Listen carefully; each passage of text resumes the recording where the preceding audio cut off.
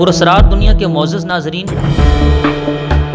ये वीडियो मैंने कभी भी नहीं बनानी थी लेकिन बनानी पड़ रही है क्योंकि रवाफिज शायद सुन्नियों के अमन को कमजोरी समझ बैठे हुए हैं। आप लोग अच्छे से जानते हो कि सोशल मीडिया पे कैसे सुन्नी उलमा का, औलिया इकराम का, सहाबा का मजाक उड़ा रहे होते हैं और लानते भेज रहे होते हैं, लेकिन शायद रवाफिज ये समझ बैठे हैं कि ये लोग खत्म हो चुके हैं, ये लोग डरपोक हो चुके हैं। ना, बिल्कुल नहीं, भूल है तुम्हारी। हम लोग सिर्फ इतना चाहते हैं कि इस मुल्क में अमन रहे, लेकिन शायद तुम लोग ये नहीं चाहते। तो छोड़ो ये सब तो बात की बातें, वीडियो शुरू करते हैं यार फिर कि आखिर ये वीडियो बनाने की जरूरत पेश क्यों आई और ये फसाद शुरू किधर से हुआ, कैसे हुआ। ये फसाद शुरू हुआ था हजरत अमीर मुआविया रज़ी अल्लाह ताला अन्हु की गुस्ताखी करने से। ये मुआविया की कब्र पे हम खड़े हुए, पत्थर हमने 2 मार चुके हैं, लेकिन दिल हमारा नहीं भर रहा है। हमारा दिल कर रहा है पत्थर पे पत्थर मारे इस हरामी को।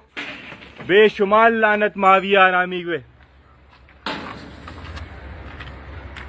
या अल्लाह कि जब रवाफिद हजरत अमीर मुआविया रज़ी अल्लाह ताला अन्हु की खुल के तौहीन कर रहे थे तो तब आसिफ जलाली साहब ने स्टैंड लिया और एक सहाबी रसूल की इज्जत पे पहरा देते हुए सेमिनार मुनक्किद किया। तो उसी दिन रवाफिज को बहुत बड़ा शौक लगा कि ये क्या हो गया, इधर हमने इतनी प्लानिंग से सुन्नियों के उलमा से उन पे लानते करवाई हैं, तो ये किधर से उठ खड़ा हुआ है। हम तो ये पैगाम भिजवाना चाहते थे कि इन जैसे कम अकल सुन्नियों से कि अमीर मुआविया को तो सुन्नी भी नहीं मानते, तो ये सुन्नी किधर से खड़ा हो गया जिसने 14 सदियों के तमाम औलिया कराम, दाता लिजवेरी, गौसे आजम, पीर मेर अली शाह और बड़े बड़े अकाबरीन का अकीदा सेमिनार में खोल के रख दिया। ये अकीदा बयान कर दिया कि 14 सदियों के तमाम आइमा कराम सहाबी मानते हैं उनको और उनकी शाने बयान करते हैं। तो उसी दिन प्लानिंग कर ली उन्होंने कि इस शख्स के खिलाफ महाज खड़ा करो, ये जो अशकाने अहले बैत है इसको गुस्ताखे अहले बैत बनवाओ ताकि इससे अवाम हट जाए। तो इसलिए उन्होंने जो सबसे पहले जिस हस्ती का इस्तेमाल किया वो है हजरत अबू तालिब, क्योंकि 14 सदियों से तमाम औलिया का, सहाबा का, खुद मौला अली का ये अकीदा है कि उन्होंने ईमान कबूल नहीं किया, लेकिन अवाम इस चीज से नावाकिफ है, तो क्यों ना अकीदत का सहारा लिया जाए। तो उन्होंने मजलिसों में ये कहना शुरू कर दिया कि जो ईमान अबू तालिब ना माने वो ये है, वो है, और जो भी आप जानते हो मतलब अच्छे से कि तूफाने बदतमीजी करते हैं राफजी। और उनको देखते देखते हमारे भी नीम राफजी मुल्ले ना तो कोई बात है हसीन, ना ही किसी ने ईमान अबू तालिब के टॉपिक को छेड़ा, जो तो ईमान के कायल है, ना तो अदम ईमान वालों ने उनके खिलाफ कुछ बोला, लेकिन खाम खाम में सिर्फ रवाफिज को देखते हुए इन नीम राफजियों ने फतवे झाड़ने शुरू कर दिए। पहले एक क्लिप सुनो, उसके बाद एक और सुनाता हूँ। जो अली के बाप को काफिर कहे वो मोमिन है,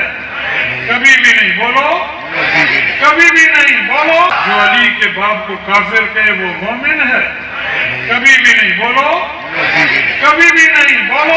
ये फतवा अब हर वली पे लगता है, सहाबी पे लगता है, खुद मौला अली पे लगता है, इसलिए हम इस फतवे को फाड़ देते हैं, लेकिन ऐसे नहीं, गुफरान भाई के स्टाइल में। कुल अऊज़ु बिरब्बिल फलक मिन शर्रि मा खलक व मिन शर्रि गासिकिन इज़ा वक़ब व मिन शर्रि नफ़्फ़ासाति फिल उक़द व मिन शर्रि हासिदिन इज़ा हसद। अब दूसरा क्लिप। तालिब मोमिन था या नहीं? तेरा बाप मोमिन है, अली का बाप मोमिन नहीं है। इनसे मिलिए जनाब, ये हैं जी मुफ्ती हनीफ कुरैशी साहब, शमशीर आला हजरत। वैसे हंसी आती है कसम इस बंदे पे और तरस भी आता है कि इसकी क्या हालत हो चुकी है। अब ये ना तो इधर का रहा है ना उधर का रहा है। पुत्र सहाबा ते भौंकोगे ना तो जिल्लत आप ही हो जाती है, और सैयदा पे भौंकोगे तो नस्ल भी उजड़ जाती है। अब ये दलील दे रहा है कि तेरा बाप मोमिन है, अली का बाप मोमिन नहीं है, मतलब अली रज़ी अल्लाह तआला अन्हु है तो लाजमीन है कि उनका बाप भी मोमिन ही हो। अब मैं मिसालें नहीं देता, लेकिन मुफ्ती साहब को इतना तो पता ही होगा कि कौन कौन से सहाबी ऐसे हैं जो खुद तो सहाबी हैं लेकिन बाप ईमान नहीं लाया। तो क्या अब उधर भी ये दलील बना सकते हैं कि तेरा बाप मोमिन है, फलां साहबी का बाप मोमिन नहीं है। अब ये चंद रेफरेंसेस देता हूँ जो जुबान या सुनियो तुम्हारे लिए इस्तेमाल करें ना बड़े मजमे में, उसी मजमे में खड़े हो कि इससे कहो कि जरा नाम लेके ना इस हस्ती पे भी ये बोल। ये रेफरेंसेस देखो आप। ये बात याद रखें कि अहले सुन्नत का जो मिजाज है वो ये है कि हम कभी भी अपनी ज़बान से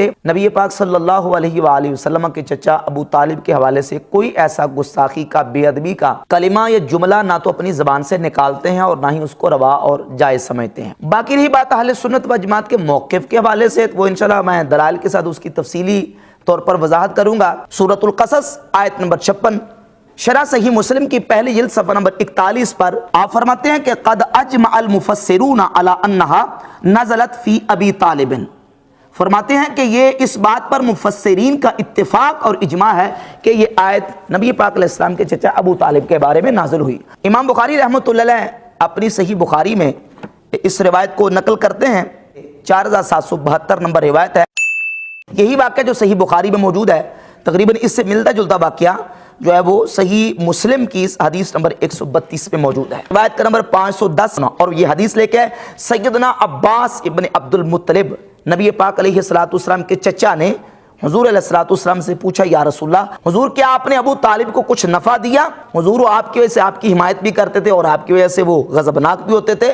تو نبی پاک علیہ الصلوۃ والسلام نے فرمایا کہ وہ ٹخنوں تک آگ میں ہیں اور اگر میں نہ ہوتا تو وہ نچلے ترین درجے میں ہوتے. اب یہ جو لوگ کہنے والے ہیں کہ جب ابو طالب کو مومن نہیں مانتا، وہ خود کافر ہے، غیر مسلم ہے، اس کا اسلام کے ساتھ کوئی تعلق نہیں ہے، یہ بتائیں کہ یہ فتویٰ کہاں تک جاتا ہے؟ اچھا تو خیر، جب اتنا زیادہ طوفان بدتمیزی جاری تھا تو مجبوراً آصف جلالی صاحب کو میدان عمل میں آنا پڑا اور عقیدہ اہل سنت بتانا پڑا. اور بس روافض تو یہی چاہتے تھے کہ یہ کچھ بولے اور ہم ٹرینڈ چلائیں کہ گستاخی ابو طالب، اور وہی ہوا، ٹرینڈ چلا بھی. اور نیم رافضی بھی بجائے یہ بیان دینے کے کہ ہم عدم ایمان والوں کو گستاخ نہیں کہہ سکتے، وہ بھی شروع ہو گئے کہ آصف جلالی گستاخ ہے. واہ، آصف جلالی کیسے گستاخ ہو گیا؟ اس نے داتا علی جویری، پیر میر علی، غوث اعظم اور ایسی عظیم ہستیوں کا عقیدہ بیان کیا ہے. ہمت ہے تو ذرا ادھر لگاؤ نا فتویٰ، لیکن نہیں لگائیں گے کیونکہ مقصد یہ ہے کہ اس بندے کو دیوار سے لگاؤ بس. باقی نہ تو عوام نے کتاب کھول کے پڑھنا ہے کہ ہمارے اکابرین کا عقیدہ کیا ہے، نہ ہی تحقیق کرنی ہے کہ بس جو یوٹیوب پہ آ گیا نا بس اسی پہ آنکھ بند کر کے یقین کرنا ہے. تو خیر روافض جب یہ سب کچھ کر چکے تو اب وہ کوئی بڑا ہتھیار ڈھونڈنے لگے کہ کچھ بڑا ڈھونڈتے ہیں کہ جس سے اب یہ مکمل دیوار کے ساتھ لگ جائے. اور انہوں نے پھر سہارا لیا سیدہ کائنات کا کہ جلالی صاحب نے سیدہ کی گستاخی کر دی. اور حیرانگی کی بات تو یہ ہے کہ آج تک کوئی رافضی بھی یہ ثابت نہیں کر سکا کہ خطائے اجتہادی گستاخی ہوتی ہے. ظاہر ہے یار، بھلا ایک ثواب ملنے پہ گستاخی تو ہو ہی نہیں سکتی. یہ بھی عجیب منطق ہے کہ یہ کہا جائے کہ سیدہ نے ایک ثواب کیوں کمایا، جلالی نے یہ کیوں کہا کہ ان کو ایک نیکی ملی ہے. کیا اب ایک نیکی ملنے پہ یہ گستاخی کہو گے کہ ان کو ایک نیکی کیوں دی گئی؟ عجیب بات ہے یار. ویسے خیر اللہ ہدایت دے. تو بس ایک چال ہی چلنی تھی انہوں نے اور وہ انہوں نے چل لی. حالانکہ اس کے برعکس اس بندے کا بیان پرانا ہے جس میں واضح توہین ہے کیونکہ اس نے غلطی کا لفظ استعمال کیا ہے، لیکن اس کے خلاف کچھ نہیں. ظاہر اب جس کے بیانات سے رافضیت پھیل رہی ہو اس کے خلاف بول کے بھی کیا فائدہ ان کو. تو خیر ان پہ ایف آئی آر درج وغیرہ کروا کے جیل بھیجا گیا. لیکن مزے کی بات تو یہ ہوئی کہ ایف آئی آر کاٹی، عدالت گئے یہ ثابت کرنے کہ یہ بندہ گستاخ ہے، لیکن عدالت جا کے حالات الٹے ہو گئے کہ جلالی صاحب نے الٹا عدالت میں یہ ثابت کر دیا کہ یہ لوگ گستاخ ہیں. چاہ صحیح جے کہ نہیں پتر، یہی ہم کہتے ہیں کہ علم کے میدان میں تم 14 صدیوں سے شکست کھاتے آئے ہو. تم رافضی اگر اب تک ہو تو اپنے تقیے یعنی کہ منافقت کی وجہ سے کہ دل میں کچھ اوپر کچھ. آج اگر تم لوگ اپنا تقیہ چھوڑو پھر دیکھنا لانتوں کے میڈل نہ ملے تو پھر کہنا. پر تم ٹینشن نہ لو، اب ہم تمہارے عقائد عوام کے سامنے کھول کھول کے بیان کریں گے. ہاں کہہ رہا ہوں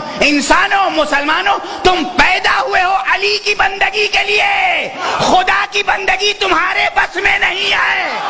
کافی عرصے سے ہم چپ تھے، ہم لوگ مطلب یہ انتشار نہیں چاہتے تھے کہ یہ شیعہ سنی ہم لوگ ایک دوسرے کو ایکسپوز کرتے پھریں. لیکن شاید تم لوگوں نے بھاڑے کے ٹٹوؤں کو بٹھا کے نا یوٹیوب پہ اور خود بھی طوفان بدتمیزی جاری کر کر کے یہ سمجھنے لگ گئے تھے کہ ان کے پاس تو دلیل ہی نہیں ہے، ان کو تو جواب آتے ہی نہیں ہے. پتر آپ ذرا انتظار کرنا اور کوٹ بھی رکھنا. تو خیر وہی ہوا کہ جیسے ہی وہ ہستی جیل گئی، اس ہستی کو دیوار سے لگایا گیا تو ان کے باطل عقائد، ان کے اندر کا بغض اب کھل کے سامنے آنا شروع ہو گیا. لیکن حکومت کدھر ہے؟ کوئی ایکشن ہی نہیں. پھر جب ان گستاخوں کو قتل کیا جائے گا تو پھر خان صاحب آ کے بولیں گے یہ کوئی اسلام کی خدمت نہیں کر رہا ہے. جناب تسی کرو نا خدمت ہے تو پھر سانو کرن دی لوڑ بھی نہیں پہن لگی. تسی خود تے کچھ کرو نا، حکومت کر رہے ہو یا لوڈو کھیل رہے ہو؟ نواز شریف سے بڑا نااہل بندہ نکلا ہے تو بھائی ابھی سے کہہ رہے ہیں کہ ان کو لگام ڈالو ورنہ بعد کے حالات نہ تو تم کنٹرول کر سکو گے اور نہ ہی ہو پائیں گے، اس لیے ہوش کے ناخن لے لو. تو بس یار آج کے لیے اتنی. اب اگر ویڈیو اچھی لگی ہو تو لائک کرو، کمنٹ کرو، سبسکرائب کرو چینل کو. تو چلو پھر ملتے ہیں اگلی ویڈیو میں، تب تک کے لیے اللہ حافظ. دشمن بھی تو نے کس قوم کو للکارا، رے ہم بھی ہے صف آرا، رے ہم بھی ہے صف آرا.